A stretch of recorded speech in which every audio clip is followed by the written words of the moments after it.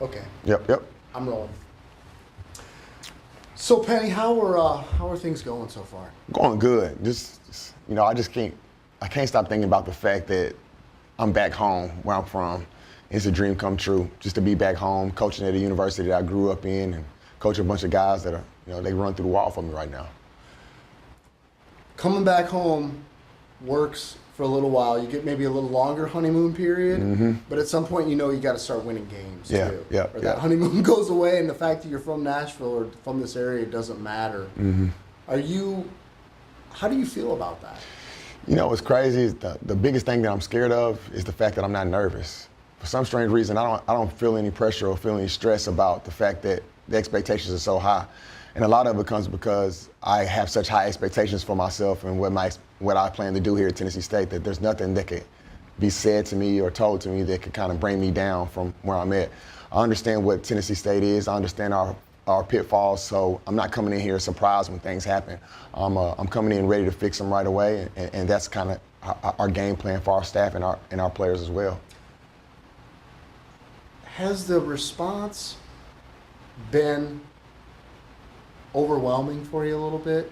Because what I have seen is just this outpouring of love, and we're so glad you're here, and we're so glad you're back. Have you gotten that same sort of feeling? And if so, how has that, I got to think it's just got to be so uplifting and so gratifying. Yeah, it's crazy because here we are, in October. I got the job in March, and people are still saying congratulations. You would think that I would have seen everybody by now to tell me congrats, but I go to the mall, people are excited. I go to church, people are excited.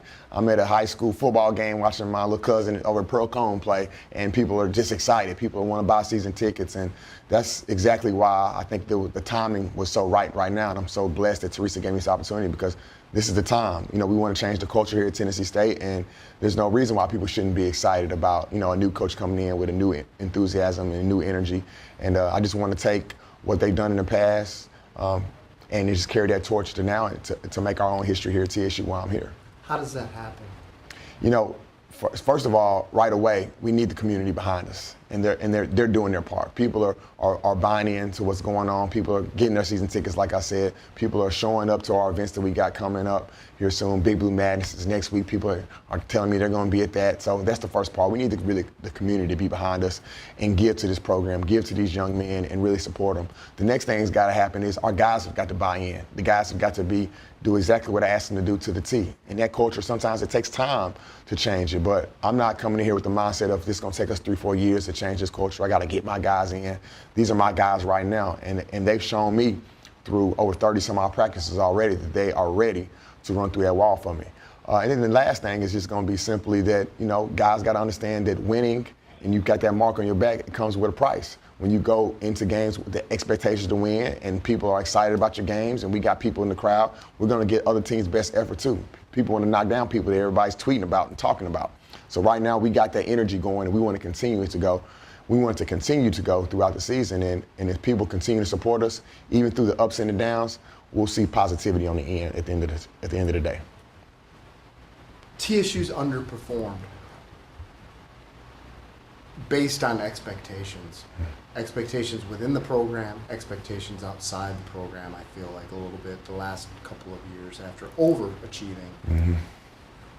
How do you get that train back on the track to where you guys want to go and feel like you can get to go? Yeah, well, for me, I'm unique once again because I understand the history. I understand that Tennessee State was the first school in college basketball history to win three straight national championships in the 50s with Dick Skull Barnett in that group. Then when they turned Division I in the 80s, they really haven't had as much success as they would have liked. They only had at least 3 20-win seasons since 1980, with back-to-back years going to the NCAA tournament in 93 and 94, where both those years they won 19 games.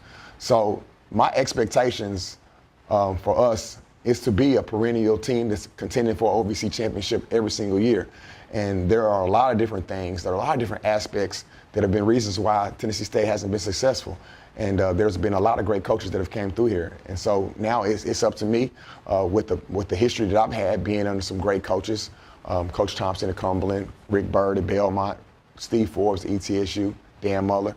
But I've been under a lot of good coaches that have provided me with the opportunity to show me how to get this done, even through all the adversity that you're going through. So I'm taking a little bit of everywhere I've been, along with my background and the way my parents have raised me, and we just ready to come together, lock arms, and fight through all the adversity there is so that we can make history. With that lack of success, historically, even like you said, they haven't been to the tournament in 25 years. Mm-hmm. Can it happen? Absolutely. There's no reason why it can't happen here. Why? Well, How? Well, at the end of the day, I look at other programs in the country. I'm a big-time college basketball fan. There's certain programs I point to, like East Tennessee State when we first got there. They hadn't won in a while. And we had 10 new guys on the team out of 13 scholarship players. And in our first year, we were able to win 24 games. That next year, we come back with the same group of guys, win 27 games to go to the NCAA tournament. So it was a quick fix. I was at Belmont when Belmont was my senior year in high school. They finished 8th place in the conference tournament. And I saw that program go from finishing last in the conference to we were finishing first in my freshman year. And then by the end of the year, by the end of my career, we were able to go to the NCAA tournament and see that program move on. I've just been a part of so many different institutions where there came a time for a change. And I saw how you have to change that program. I look at programs like Wichita State. Wichita State wasn't a top 25 program every year in and year out. Greg Marshall came there with a plan. He came there with a culture, a way to build his culture. There was a team that wasn't going to the NCAA tournaments. Now they were a team that was 35-0, you know. And so working under a coach like Steve Forbes, who worked under Greg Marshall on that 35-0 team, he took some of those same things that he taught those teams, some of the same culture ways, just little bitty small things. Like we make our guys check in the office by 1 o'clock every day. Not a big thing, but we build real authentic relationships with our guys. And that authentic relationship and really truly loving on those guys, if we can do that part, we really feel like our guys will run through the wall for us. Once you can really love on them and they know it's reciprocated, they can go above and beyond anything they ask to do.